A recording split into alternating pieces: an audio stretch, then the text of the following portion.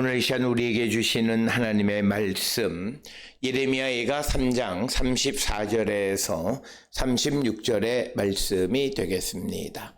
예레미야가 3장 34절에서 36절에 있는 말씀, 이제 한 목소리로 합독하시겠습니다. 세상에 있는 모든 갇힌 자들을 발로 밟는 것과 지존자의 얼굴 앞에서 사람의 재판을 굳게 하는 것과 사람의 송사를 억울하게 하는 것은 다 주께서 기쁘게 보시는 것이 아니로다. 아멘. 오늘 우리가 함께 읽은 예레미야가 3장 34절로 36절에 있는 말씀은 이 주제가 우리가 어려움 가운데 있고 고난 가운데 있을지라도 그 속에서 하나님의 공의와 정의는 살아있다라고 하는 것을 우리에게 강조하는 말씀이 오늘 주시는 것이고, 그런 고난 속에서 악과 불의를 행하게 되면 그는 곧 하나님의 심판을 받게 된다라고 하는 것을 우리에게 가르쳐주는 그런 말씀이 되겠습니다. 특별히 34절로부터 36절은 히브리 알파벳의 12번째 자음인 라메드로 시작하는 단어로 된 그 3절로 구성되어져 있습니다. 특별히 오늘 주시는 본문에서 우리에게 강조하는 것은 하나님은 공의의 하나님, 정의의 하나님. 그래서 그 공의와 정의는 그 사람이 어떤 처지에 있든지 간에 그 공의와 하나님의 공의와 하나님의 정의 가운데 살아가는 자들이 되어야지, 자신이 어려운 가운데 처해 있다 해서 하나님의 공의와 정의를 뒷전으로 몰아내면 안 되고, 그런 것에 대한 하나님의 심판이 분명히 있음을 우리에게 보여주고, 하나님은 오늘 주시는 36절에서 기쁘게 보시는 것이 아니다라고 말하는 것은 결국 하나님께서는 그런 것들에 대해서 허락하지 않는다라는 그런 뜻이 되겠습니다. 그래서 우리가 어려운 가운데 처해 있을지라도 내가 세상을 살아가며 하나님의 공의와 하나님의 정의 가운데 살아가는 자들이 되어야 하고, 특별히 우리가 세상을 살아가다 보면 어떤 이들은 자신이 처해 있는 여러 가지 어려운 상황 속에서 하나님의 말씀이나 세상의 질서를 어기려고 하고 어기는 사람들이 있는데, 그것은 하나님 앞에 용납되지 않는 것이다 라고 하는 겁니다. 그래서 내가 가난하다라는 이유 때문에 내가 법을 어기고 남에게 불편을 주면서 내 이익을 위한 삶을 살아가는 것은 성경은 우리에게 허락하지 않습니다. 따라서 우리가 고난 속에서 우리가 회복되는 것이 주께로 나가는 것이라는 것은 결국 우리의 삶이 하나님의 공의와 정의 가운데 존재해야만 한다라고 하는 것을 우리에게 가르쳐주고, 내가 하나님 앞에 나간다라고 하는 것은 역시 하나님의 공의와 정의, 하나님의 심판이 내게 작동한다라고 하는 그런 의미의 말씀이 되겠습니다. 따라서 오늘 우리에게 주시는 본문의 말씀을 통해서 우리는 우리의 삶을 다시 한번 돌아보면서 우리가 정말 하나님의 공의와 하나님의 정의 가운데 있는가, 내가 처해 있는 억울한 현실 때문에 내가 하나님의 공의와 하나님의 정의를 잊어버리고 살아가고 있지는 않는가 한 번쯤 돌아보는 자들이 되어야 하겠습니다. 특별히 오늘 주시는 본문의 34절에 보면 세상에 있는 모든 갇힌 자들을 발로 밟는 것과 지존자의 얼굴 앞에서 사람의 재판을 굳게 하는 것, 사람의 송사를 억울하게 하는 것은 다 주께서 기쁘게 보시는 것이 아니다라고 하는 것입니다. 특별히 오늘 주시는 본문 34절에 갇힌 자들을 발로 밟는 것, 즉 땅의 모든 갇힌 자들을 그의 발 아래 밟는 것을 말합니다. 우리가 잘 아는 것처럼 신명기 24장 17절에 의하면 사회적으로 억울한 자들의 재판을 굳게 하거나 불의한 일을 행하는 자 그들을 강압적으로 다루고 그들에게서 강탈하는 행위는 하나님이 허락하지 않으시는 것임을 분명하게 말하고 있습니다. 따라서 오늘 주시는 본문의 말씀에서 갇힌 자들, 즉 사람이 흑암과 사망의 그늘에 앉아 있고 곤고와 쇠사슬에 매여 있는 자, 즉 어려움을 당하는 자들을 괴롭히고 그들을 밟고 하는 그런 나쁜 짓을 행하는 자들, 그런 자들에 대해서 하나님은 기쁘게 여기지 않는다. 그래서 오늘 주시는 본문의 말씀은 고난 속에 있는 자들이 하나님의 공의와 정의 가운데 살아가야 한다라고 하는 것을 가르쳐 줄 뿐만 아니라 여기서 좀 더 미세하게 누군가가 고난을 당하고 하나님 앞에 범죄해서 하나님의 공의로운 심판으로 말미암아 지금 고난을 당한다 해서 그들을 괴롭히는 삶을 살아가는 것은 안 된다라고 하는 것이고 그런 권리는 우리에게 주어져 있지 않습니다. 우리가 세상을 살아가면서 특히 믿음 안에서 우리는 사람을 판단할 수 있는 권한은 우리에게 없습니다.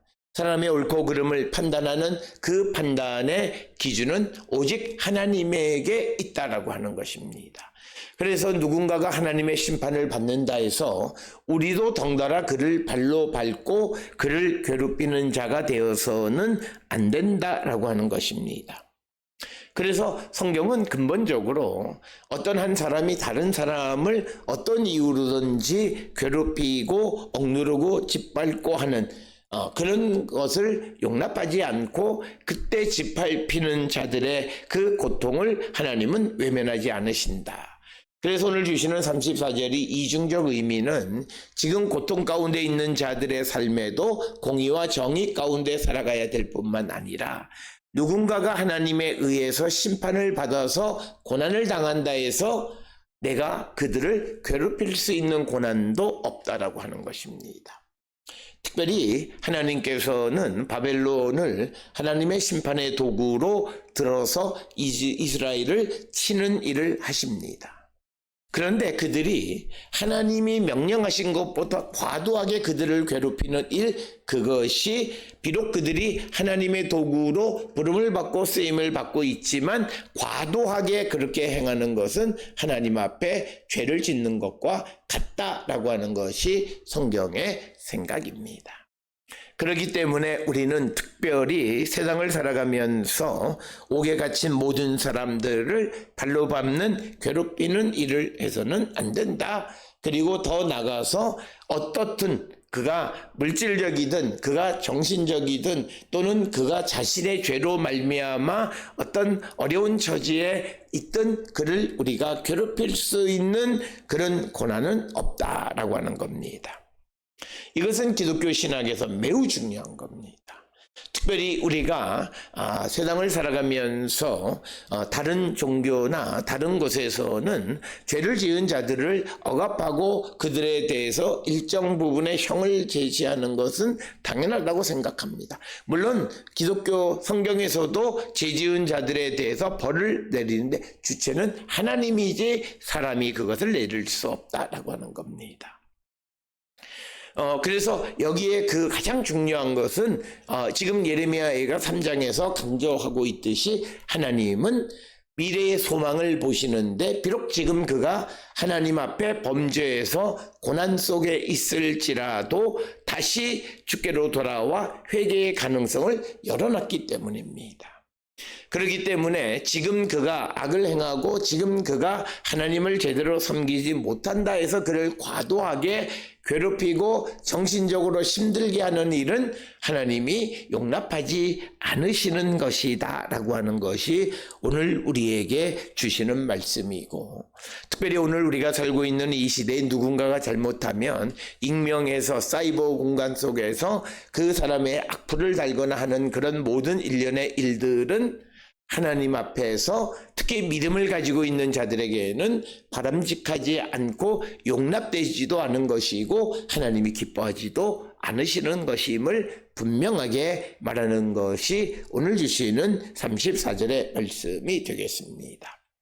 특별히 오늘 주시는 이 본문에서 세상에 있는 모든 옥에 갇힌 자들을 발로 밟는 것을 하나님이 기뻐하지 않는 것은, 발로 밟는 사람은 밟히는 사람과 비교해서 자기가 더 의롭다라고 생각하는 자기의 교만함 땜, 자기의 때문에 그를 괴롭히고 짓밟는 일을 행하게 된다라고 하는 겁니다.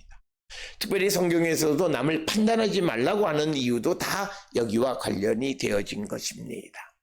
그래서 그가 분명 하나님에 의해서 고난받는다 해서 그를 괴롭히는 일을 행하는 자가 되어서는 안 되고, 특별히 우리는 고난당하는 자들을 위해서 그가 어떤 이유로 고난을 당하든지 그 영혼을 위해서 묵묵히 기도하는 삶을 살아야 함을 우리에게 가르쳐 주는 것이 오늘 주시는 본문의 말씀이 되겠습니다. 특별히 우리가 세상을 살아가면서 한 가지 기억하셔야 되는 것은, 우리가 욥기서를 보게 되면 욥의 친구들이 와서 욥의 고난을 위로한답시고 그 욥을 더 괴롭히는 것은 뭐냐면, 네가 분명 하나님 앞에 뭔가 죄를 지었기 때문에 이 벌을 받은 것이다, 이렇게 이야기합니다. 특별히 우리가 잘 알다시피 욥기서를 통해서 보게 되면 욥이 죄 때문이 아니라 하나님께서 사탄의 요구를 들어서 생명을 보존하는 한에서 욥을 시험해 보라고 해서 그에게 고난이 간 것입니다. 그러나 엘리바스를 통한 여러 제자 그 욥의 이 친구들을 생각해 보면 그들은 자기의 가운데에서 욥을 더 정신적으로 괴롭히는데, 그 괴롭힘의 핵심은 뭐냐면, 네가 기억하지 못하는 어떤 죄가 있어서 너는 지금 이 고난을 당하고 있는 것이다 라고 하는 이야기입니다. 그래서 친구들이 위로한답시고 그를 영적으로 괴롭히는 것. 특별히 오늘 우리가 살고 있는 이 시대에서 우리는 믿음의 동역자들의 고난에 대해서 우리가 그들을 위로하고 그들과 함께하는 자세를 가져야 하지만, 그때 우리가 주의해야 되는 것은 너무 자기의 가운데에서 오히려 상대를 정신적으로 괴롭히는 삶을 살아서는 안 된다라고 하는 것을 오늘 우리에게 가르쳐주는 그런 말씀이 되겠습니다. 따라서 오늘 우리가 주시는 본문의 말씀을 통해서 갇힌 자들을 통해서 억압받는 자들, 고통당하는 자들, 그들을 발로 밟는, 그들을 향한 불의를 행하는 것은 하나님이 용납하지 않으시는 것이다.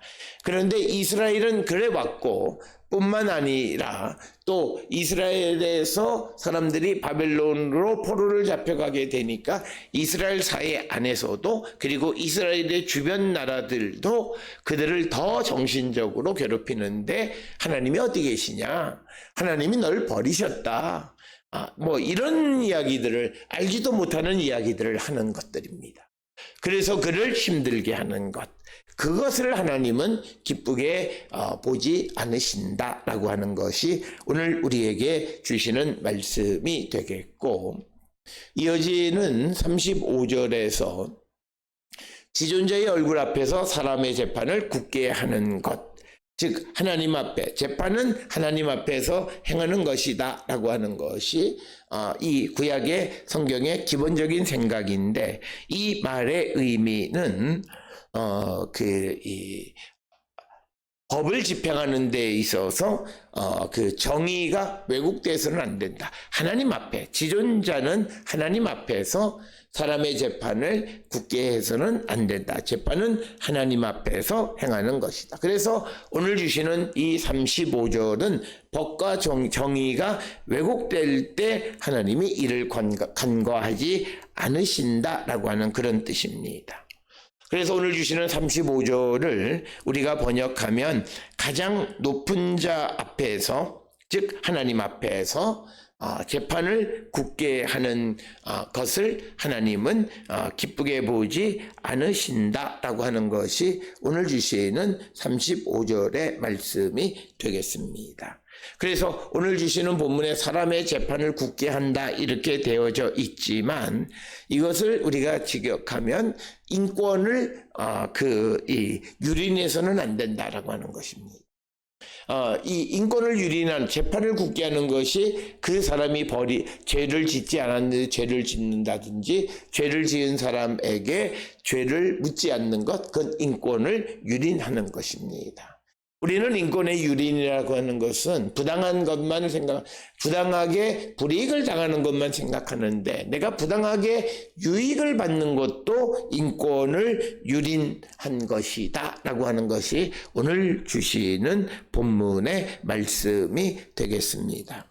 따라서 하나님의 공의는 모든 사람에게 평등하고 재판이 부당하게 이루어지는 것을 하나님이 허락하지 않. 그래서 이것은 하나님은 정의를 세우시는 분임을 강조하고 그래서 인간이 어려움에 직면해 있을 때 더욱더 우리가 이 하나님의 정의를 생각하는 자들이 되어야 함을 강조하는 것이 오늘 우리에게 주시는 본문의 말씀이 되겠고 그래서 우리가 이게 억울하다, 이 사람이 경제적으로 가난하다, 그래서 내 생각에 이 사람이 억울하다, 그래서 그 재판의 옳고 그름을 제대로 판단하지 않는 것은 하나님이 허락하지 않는다라고 하는 겁니다. 오늘 우리 사회가 가지고 있는 여러 가지 무슨 검찰과 재판의 관계 그리고 정치인과의 관계 속에서 우리가 꼭 기억하셔야 되는 것은 재판을 굽게 하는 인권을 유린하는 행위는 하나님 앞에서 불가능한 일이다. 안 된다. 하나님은 그것을 심판하신다. 그래서 오늘 우리가 세상을 살아가는 데 있어서 우리가 정의롭지 못하고 공의롭지 못하고 한편으로 기울어진 그런 판단과 생각을 가지고 다른 사람을 괴롭히고 힘들게 하는 것, 마치 재판을 굽게 하고 다른 사람의 인권을 유린하는 것. 어떤 사람이 어떤 생각을 하고 있는 것을 틀렸다 그러면서 집단 린치를 가하거나 그 집단으로 그 사람을 모욕하는 것, 이것은 전형적으로 인권을 유린하는 하나님이 허락하지 않는 일들입니다. 오늘 우리가 살고 있는 양극화 시대, 이 이념적으로 극단적으로 치닫는 것 속에서 우리가 범하기 쉬운 사람의 재판을 굳게 하는 것, 즉 사람의 인권이 유린되어지는 것을 하나님은 기뻐하지 않으신다라고 하는 것이 오늘 우리에게 주시는 말씀입니다. 오늘 주시는 굽게 한다라고 하는 말은 히브리어 동사 레아토트라고 하는 단어로 뒤틀린다라고 하는 거죠.